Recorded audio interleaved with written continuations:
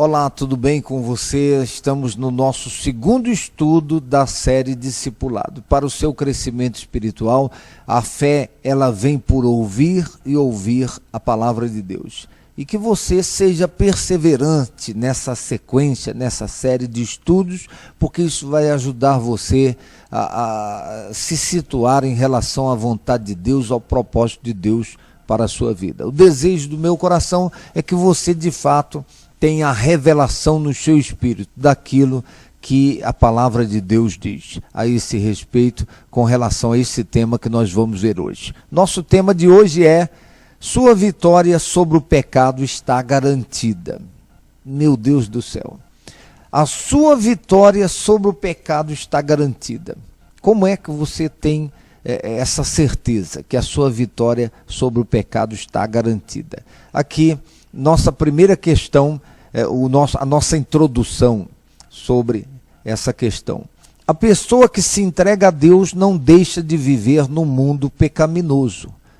É possível cessar de pecar nesse ambiente moralmente contaminado?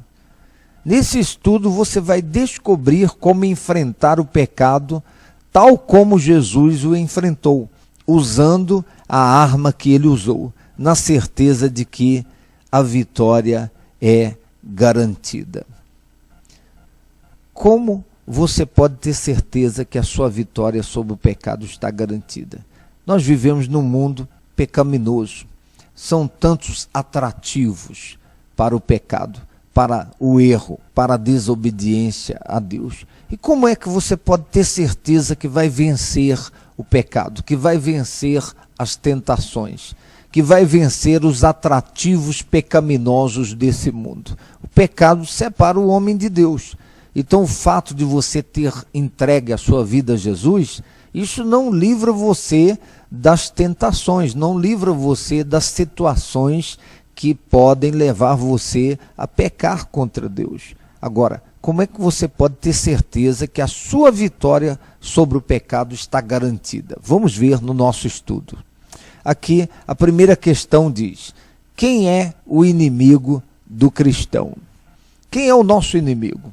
A Bíblia diz que nós temos um adversário, nós temos um inimigo. Tem alguém que trabalha o tempo todo para nos derrubar, para nos afastar de Deus. E aqui diz em 1 Pedro capítulo 5, verso 8: sede sóbrios, vigiai, porque o diabo, vosso adversário, anda em derredor, bramando como leão, buscando a quem possa tragar. Então a Bíblia diz que o diabo é o nosso adversário. Ele é o arqui-inimigo de Deus. Ele odeia Deus e o homem. A raça humana foi criada à imagem e semelhança de Deus. Então, é uma maneira que o diabo tem de se vingar de Deus de repente. E é tentando contra a imagem e semelhança de Deus, que é o homem, que é a raça humana. A outra coisa que diz aqui no nosso estudo, a pergunta número 2. Quais são os elementos principais pelos quais somos tentados? Todo mundo passa por tentação. O maior homem de Deus, a maior mulher de Deus nesse mundo passa por tentação. Nós somos tentados. Agora, o fato de ser tentado não significa que você está em falta. Você não pode ceder à tentação. Aqui diz, em Gálatas 5, 16 e 17... digo, porém, andai em espírito, e não cumprireis a concupiscência da carne, porque a carne cobiça contra o espírito, e o espírito contra a carne. E estes opõem-se um ao outro, para que não façais o que quereis. Então, a nossa carne, ela tem os seus apetites, ela tem os desejos pecaminosos. Agora, a maneira de vencermos esses apetites pecaminosos da nossa carne é andando em espírito, nos tornando cada vez mais pessoas espirituais. É nos voltando para o Espírito Santo, que é o nosso ajudador. Então, quando você se volta para o Espírito Santo, você encontra a graça necessária para vencer os apetites pecaminosos da sua carne. A sua carne deseja tudo que é mal, tudo que é baixo, tudo que é profano, tudo que é imoral, tudo que desagrada a Deus. E a maneira de você vencer essa tendência da sua carne é você andando em espírito, se voltando para o Espírito Santo, buscando a ajuda do Espírito Santo. Aqui diz, em 1 Pedro 5:8, diz, repetindo, sede sóbrios, vigiai, porque o vosso adversário anda em derredor, bramando como leão, buscando a quem possa tragar.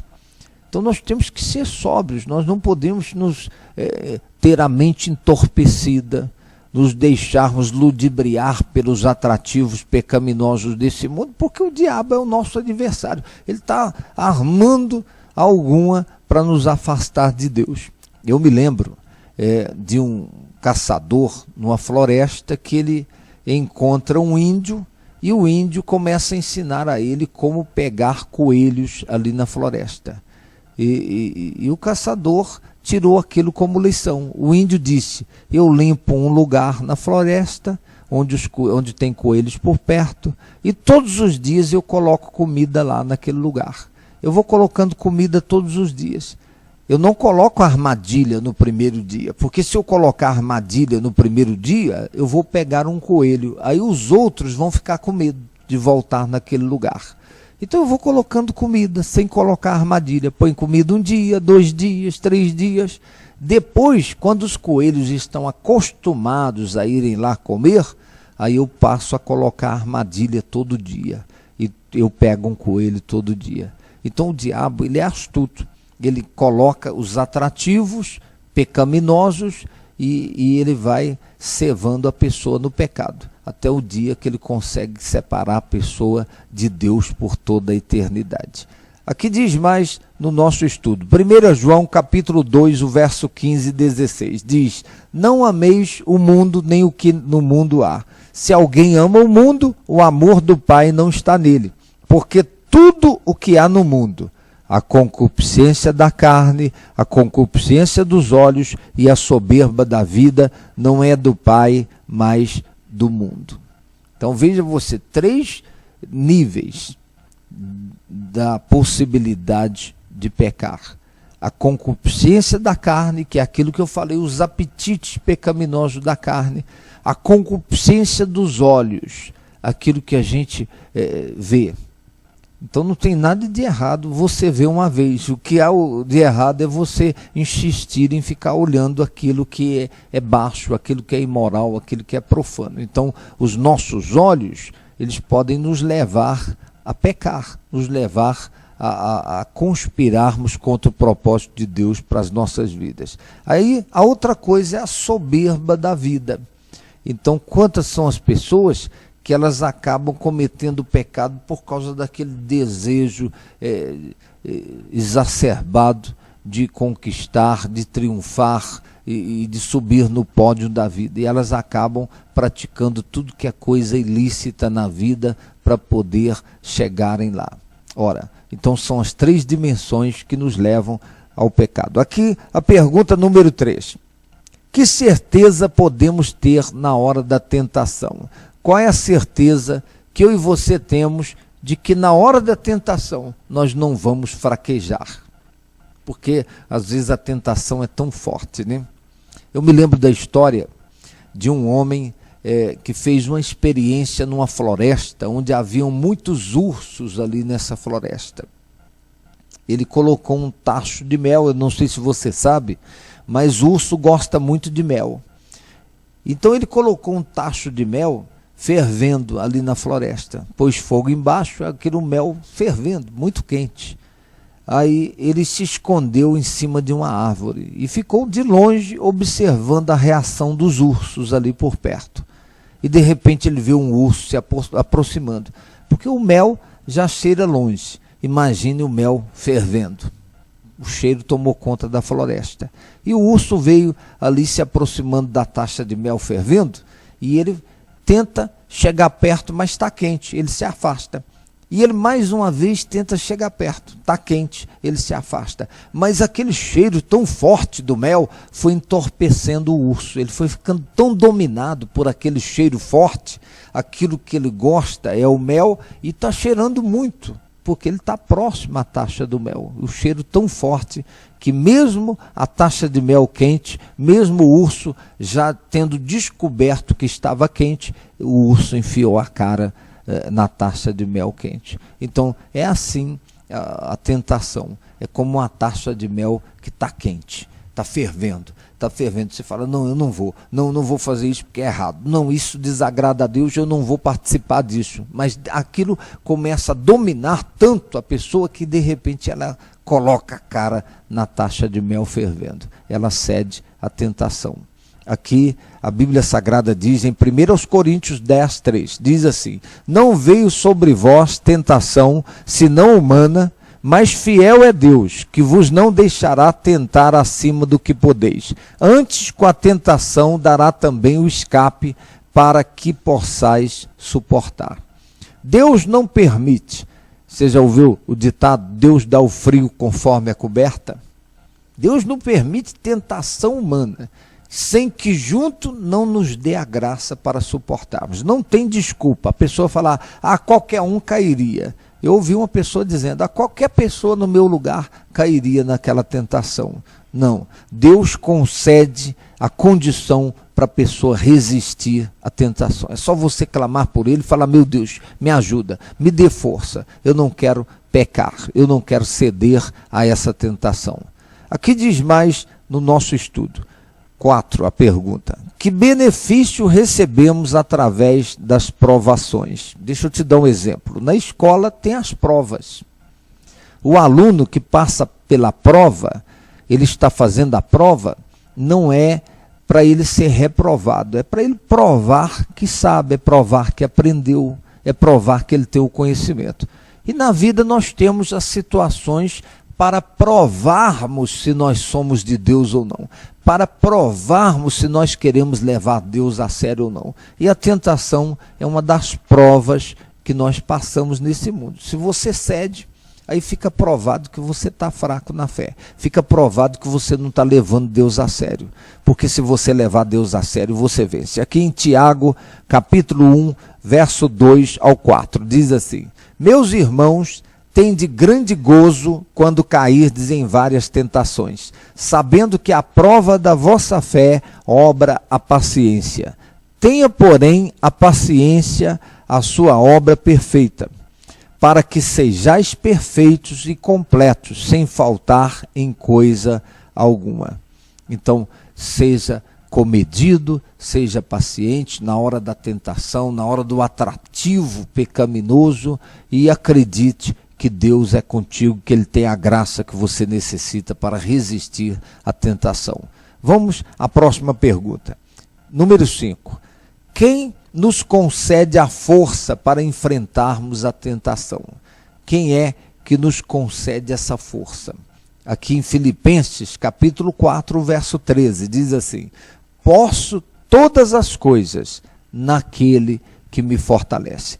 Posso todas as coisas naquele que me fortalece. É Deus que nos dá a força, é Deus que nos dá a graça, é Deus que nos dá condições para vivermos a vida cristã que agrada a Ele. E Ele nos ajuda a vencermos as provações e as tentações da vida. Aqui no nosso estudo, a pergunta 5b diz assim: porque Deus pode nos dar a vitória? Por que Deus pode nos dar a vitória? Como é que eu sei que Deus vai me dar a vitória? Aqui diz, 1 João capítulo 4, verso 4. Filhinhos, sois de Deus e já os tendes vencido, porque maior é o que está em vós do que o que está no mundo. Deus é mais, Jesus é mais. E se Jesus está no teu coração, então maior é aquele que está com você do que aquele que está no mundo. Por mais que o diabo tente te desviar dos caminhos do Senhor, te afastar da presença de Deus, acredite, Jesus está com você e Jesus é mais, e maior é o que está com você do que aquele que está no mundo. Acredite. Aqui diz mais, a pergunta número 6. Como podemos explicar o fato de sermos, às vezes, vencidos pela tentação? Como explicar se de vez em quando a gente se pega fazendo alguma coisa errada? Aqui diz em Tiago 1, 14 e 15. Mas cada um é tentado quando atraído e engodado pela sua própria concupiscência. Depois, havendo a concupiscência concebido, dá à luz o pecado. E o pecado, sendo consumado, gera a morte. Meu Deus do céu! Como explicar isso? Se de vez em quando você se pega em falta, se pega fazendo alguma coisa errada contra Deus. A Bíblia diz que é como uma gravidez. Então, primeiro você fica, é como se você ficasse grávido do pecado. Então, ali dentro de você está sendo alimentado o pecado, está sendo alimentado o desejo pecaminoso, o desejo de praticar o erro. E quando vem a oportunidade, é como diz o ditado, ajuntou a fome com a vontade de comer. Aí você acaba dando à luz o pecado, você acaba praticando aquilo que você já estava incubado, que já estava incubado em você. Então, é a explicação que a Bíblia Sagrada nos traz. A pergunta número 7. O que podemos fazer para evitar a tentação? O que se pode fazer para evitar a tentação? Puxa, tentado todos nós seremos em algum momento. Agora, fugir da tentação cabe a cada um de nós. Deus não vai pegar você e te transladar para um lugar longe da tentação. Aqui diz assim, Mateus 26, 41. Vigiai e orai para que não entreis em tentação. Na verdade, o espírito está pronto, mas a carne é fraca. A sua carne é fraca, a minha carne é fraca. O nosso espírito, sim, é forte. Ele nasceu de Deus, ele foi recriado em Cristo Jesus. Agora, há uma receita aqui na palavra de Deus. Vigiai e orai. Tem gente que ora, mas não vigia. Tem gente que vigia, mas não ora. Vai acabar caindo em tentação. São duas coisas importantes.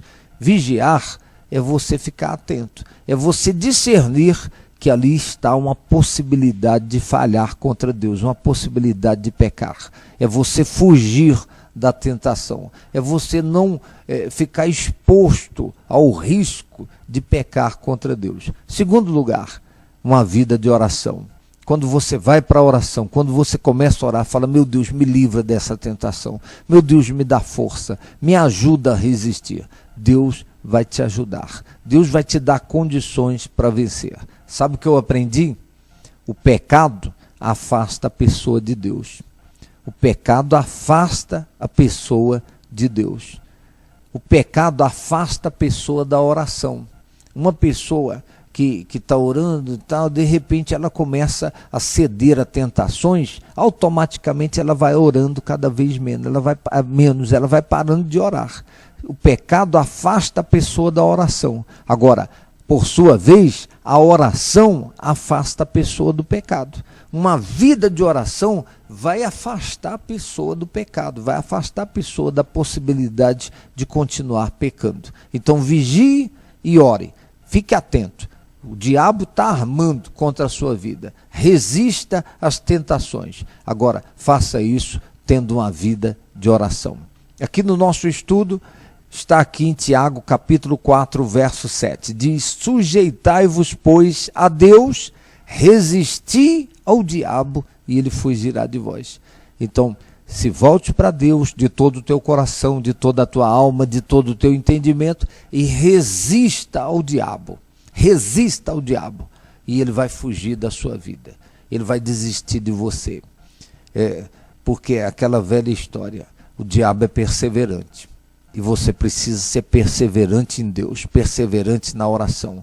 Agora, se você for mais perseverante que o diabo, ele vai desistir de você. Se você perseverar em oração, perseverar na presença de Deus, buscando a Deus, ele vai desistir de você. Vamos continuando o nosso estudo. 1 João, o capítulo 2, o verso 14, ainda sobre essa questão. Eu vos escrevi, pais, porque já conhecestes aquele que é desde o princípio. Eu vos escrevi, jovens, mancebos, porque sois fortes, e a palavra de Deus está em vós, e já vencestes o maligno. Ora, como é que nós vamos vencer? Através da oração. Agora, segundo lugar, através da palavra de Deus. Então você vigia, fica atento, foge da situação de risco, você se entrega à oração, e agora a Bíblia Sagrada está dizendo, através da palavra de Deus nós encontramos condições, forças para vencermos a tentação. E foi assim que Jesus venceu. Aqui diz mais, pergunta número 8. Com quais armas podemos contar para vencer o inimigo? Aqui diz Atos capítulo 3, o verso 6. Diz assim: E disse Pedro, não tenho prata nem ouro, mas o que tenho isto te dou. Em nome de Jesus Cristo Nazareno, levanta-te e anda. Há poder no nome de Jesus. Há poder no nome de Jesus para curar. Há poder no nome de Jesus para libertar o oprimido. Há poder no nome de Jesus para abrir portas que estão fechadas. E há poder no nome de Jesus para vencermos as tentações. Então que você vigie, ore, se volte para a palavra de Deus e acredite que no nome de Jesus você tem condições para vencer a tentação, para vencer o pecado. Diga na hora da tentação, em nome de Jesus eu resisto, eu vou resistir a esse mal. Aqui em Efésios capítulo 6, o verso 17. Tomai também o capacete da salvação e a espada do Espírito, que é a palavra de Deus. Está aí, mais um verso confirmando que a palavra de Deus é a espada que nós devemos usar na hora da tentação. Aqui em Apocalipse capítulo 12, o verso 11. E eles o venceram pelo sangue do Cordeiro e pela palavra do seu testemunho, e não amaram as suas vidas até a morte. Eles o venceram. Está falando de gente que vence por causa do sangue do Cordeiro. Então veja você, vigie, ore, se apegue à palavra de Deus, creia que o nome de Jesus tem o poder que você precisa para vencer. Agora, aqui tem gente que vence recorrendo ao sangue de Jesus, ao sangue do Cordeiro. Clame pelo sangue de Jesus, esse sangue que lava e que purifica de todo o pecado. O sangue que Jesus derramou na cruz é o sangue puro, é o sangue inocente, é o sangue que nos dá a vitória sobre o pecado. Aqui na pergunta número 9, o que Jesus usou para enfrentar os ataques de Satanás? Eu não sei se você já leu lá em Mateus capítulo 4, verso 7, aliás, verso 4, verso 7 e o verso 10, eu vou ler aqui. Ele, falando sobre Jesus Cristo, porém, respondendo, disse, está escrito, nem só de pão viverá o homem, mas de toda palavra que sai da boca de Deus. Disse-lhe Jesus, também está escrito, não tentarás o Senhor teu Deus. E ainda no verso 10, então disse-lhe Jesus, vai-te, Satanás, porque está escrito, ao Senhor teu Deus adorarás e só a ele servirás. Jesus se apegou à palavra de Deus, há poder na palavra de Deus. Foi assim que ele venceu a tentação. Pergunta número 10. Como podemos ter a palavra de Deus sempre à nossa disposição para alcançar vitória sobre o pecado? Em Salmos 119, o verso 11, diz assim, escondi a tua palavra no meu coração, para eu não pecar contra ti. Tem gente que esconde a palavra de Deus na gaveta, né? Tem gente que esconde a palavra de Deus na estante, guarda a palavra de Deus em algum lugar da casa, mas o lugar de termos a palavra de Deus é no nosso coração. Quando a palavra de Deus está no teu coração, quando o teu coração, a tua espiritualidade está tomada pela palavra de Deus, você tem a condição para vencer o mal, para vencer a tentação. Aqui diz mais, no final do nosso estudo, as tarefas para essa semana. Primeiro, leia os capítulos de 8 a 14 do Evangelho de João, lendo um capítulo por dia. Segundo, memorize 1 aos Coríntios, capítulo 10, o verso 13. Decore esse versículo essa semana. 1 aos Coríntios, capítulo 10, o verso 13. E terceiro, cite para alguém o versículo que decorou e explique o que o significado do versículo tem a ver com a vitória sobre o pecado. E quarto, na área em que você está sendo mais facilmente tentado, qual é a arma que vai lhe ajudar mais?